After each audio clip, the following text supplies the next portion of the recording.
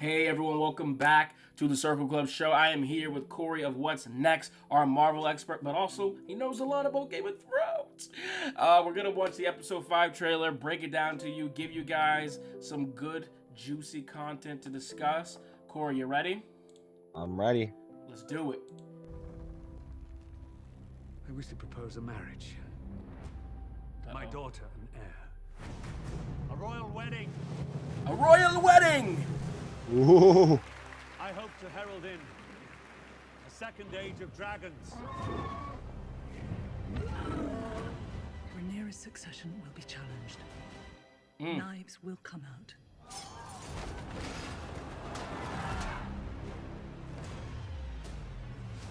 The king will die. Damon's If looking like... Rhaenyra succeeds him, war will follow. Prepare Aegon to rule. Woo! Woo! Otto still Prepare scheming. Aegon to rule! Otto still scheming. Man, Damon was looking at Lord Corley's like, you son of a motherfucking, like, you, how fucking dare you? You know, like, he was hot, man. Like, and I don't blame him, though. Honestly, low key, like, we made a pact together. What are you doing? You know? Like, I mean, I get it from Corley's standpoint. You gotta take the job when you're offered. But like, man.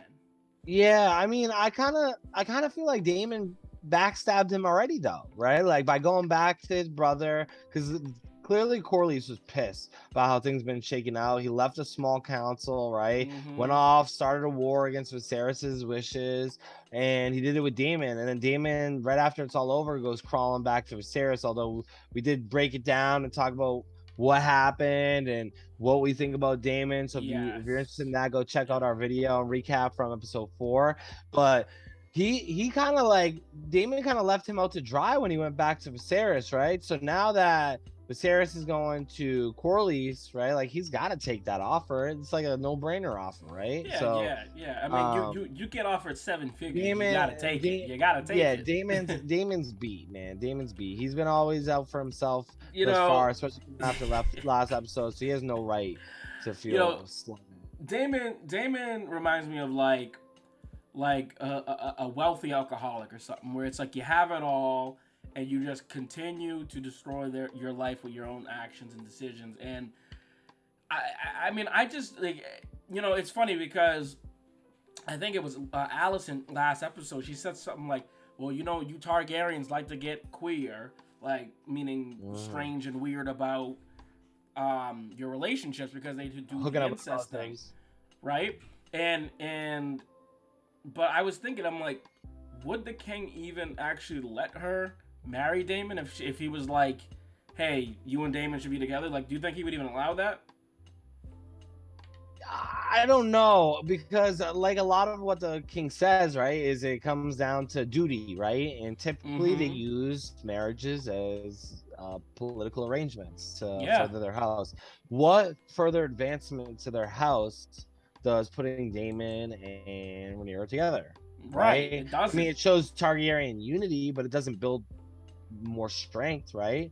So with the ongoing issue with Laenor, right? Although Laenor is gonna, or with Corlys, and Corlys' son Laenor would be a great resolution by putting him together with Rhaenyra, right? And it gets a brother on the throne, right? You know, so I'm for it. Right? I'm for it. We get a brother on the throne. Yeah, it's still a cousin, so we're still getting into the incest stuff, but it very clearly shows how it would advance the strength of the realm and the reign there, right? So but Corey, with that, like to your, yes, it does add that strength to him. It's clearly the right decision to make. You know, the not the hand, but the other guy who was on the council was basically saying the same thing all along, right? Like, you should go with the Corleys. Now, my question is then, who is it that's actually challenging the throne? The Lannisters? Is it, you know, the Baratheons? Like, who is it out there? You know what the throne? So at the end of the day, right? The Targaryens are ruling, but they rule over all of Westeros, right? So all of Westeros pays their dues at the end of the day, right? As we've come to learn through Game of Thrones, certain households provide the weeds, others provide armies, others provide ships, right? Everybody kind of pays their dues at the end of the day, and it all funnels up to the king, right? The monarchy.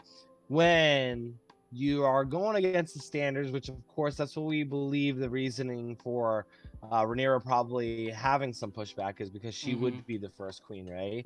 A lot of these ruling house or these houses probably don't agree with it, right? So when you most likely get a lot of these houses, most likely all of these houses per se, that don't agree with there being a queen on the throne, like we talk about in reality, right? Like the masses are the ones who own the power in reality, right? Although the Targaryens can push back because they have their dragons, right? Like when you have all of Westeros and the non-Targaryen aligned houses not wanting to do something, that's what leads to some pushback, right? And when they are probably gonna, their whole thing is probably going to be to support Aegon, right? Because they feel like he is the rightful heir. So they're not really trying to usurp the Targaryens. They more so just don't agree with who's in charge, right? Correct. So you might get a lot of these houses financing and providing a lot of support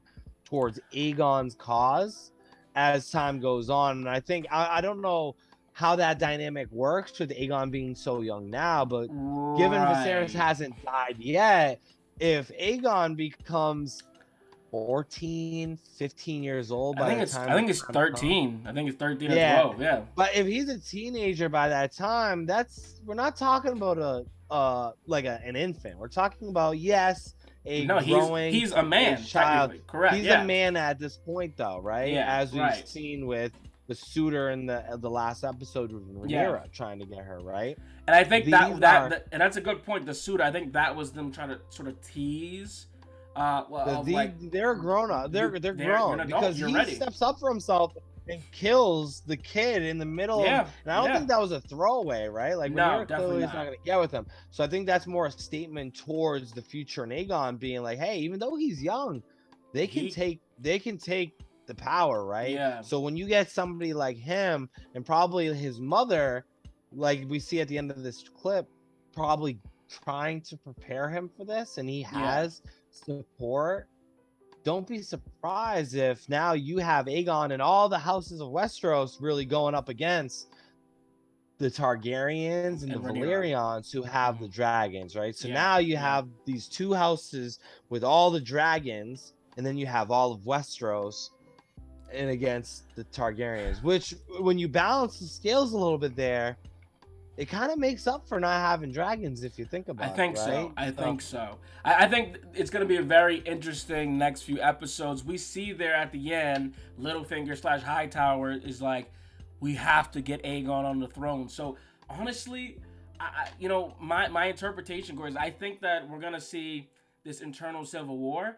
I think Alicent, this might be it for her, man. This might be that final moment where she decides to hey, I got to fight for my son. I think with the time jump and everything involved, I think we're going to see Rhaenyra may never get on the throne and something may happen to her, or maybe she's just thrown out of power. I mean, and I think, and this is what I'm starting to think, right? Is when you look at the landscape of how it is right now, the Targaryens are so powerful, right? Like they're about to mend the relationship with the Valyrians. They're about to own the second wealthiest house is going to be aligned to Targaryens. They're coming from Valyrian blood. They got the most ships, right? How can you beat the house with the most ships, the king with his army and his dragons, right? Yeah. The only thing that logically makes sense to me is all the houses uniting together. And when you really think about where Game of Thrones leads to in 170 something years, the house had to have been so diminished, right? They talk about how the dragons were almost babies, right? So clearly the Targaryens, they take a huge hit right now within the Civil War. It makes a ton of sense for it really to be the houses of Westeros backing a Targaryen heir that really has no other Targaryens backing him. Because when you think about Aegon and who's really supporting him, it's not going to be Viserys, because Viserys will be gone. His only other competition is Daemon, who clearly doesn't have probably the support of anybody to get the throne, and then Rhaenyra, who does have the support of the Targaryen and Valyrian houses, because Laenor is a direct interest for the Valyrians, right? So this is where Westeros really claims their power, and by Westeros I mean everybody but the Targaryens, the people from Valyria, to move themselves up to deliver that final blow with the Mad King when it comes to Game of Thrones, because they don't have their dragons. They don't have that influence because of this civil war that was between the Targaryens, but was really driven by the houses of Westeros. And I don't want people to lose fact of that. If this comes to fruition, this was all something that came to fruition, not truly because of the Targaryens, but because of the houses of Westeros. All right, guys, that is going to do it. Let us know what your comments are down below. Make sure you subscribe, because we make new content every single week. I think Corey just put the nail in the coffin right there with that theory. I think we'll see it come to play. Let us know what you think about it, and we'll see you guys in the next video. Peace.